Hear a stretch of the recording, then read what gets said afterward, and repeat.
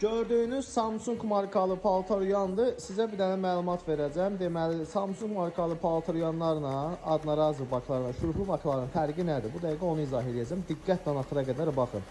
Normalda paltaryan alanda, təzə alanda da gərək çalışasan şuruplu bak alasan. Adnarazılar belə çətin yığılır. Amma bizim üçün bu asan yığılır. Yəni yeganə servis bizimkidir. Burada bu şurupla adnarazının fərqi yoxdur. Amma yenə sizə görə deyirəm. Belə də ki, diqqətlə axıra qədər baxın, izah edirəm. Bu Samsung markalı paltaryan müştərinin şikayəti oydu ki, səs eləyir, uğultur. Paçenlikləri dağılmışdı, yığıldı, hazırdır. Bu hazırdır. Baxın. Bunlarda nədir? Bak sökülür, şurupla açılır, yığılır, öz içində işin.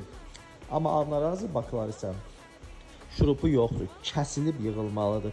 Bunu çox qədim zamanlarda ustalar hələ də şurupla, kleylə tikir eləyirlər. Bizdə amma öz aparatı var. İndi göstərəcəm, diqqətlə baxın. Yəni bizdə necə yığılır, indi onu göstərirəm.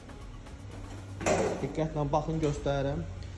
Bu gördüyünüz adnarazı Beko Arçelik'in barabanı. Gördüyünüz kimi bunun ortasında artıq şurup yoxdur. Hamı buradan kəsir və ya qabaqdan kəsir. Kleylə, şurupla bərkidirlər.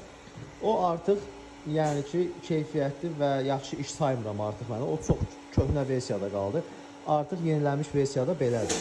Ortadan kəsilir, öz aparatı ilə tikilir, müştəriyə təhvil verilir. Bu işi ustalar üçün də görürəm. Kim istəsə nömrəm səhifədə var.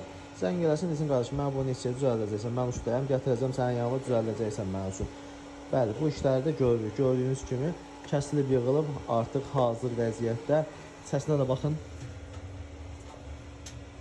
Çiçək kimi, saat kimi hazır. Yəni bu yeni üsuldur. Bunu ölkədə çox adam eləyə bilmir. 2 nəfər ola bilər, maksimum biri mənəm.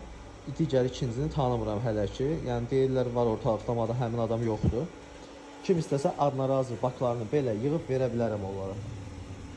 Müştərilər də istəsə yığarıq, çünki bu daha möhkəm, daha keyfiyyətli, daha düzgün işdir mənə görə.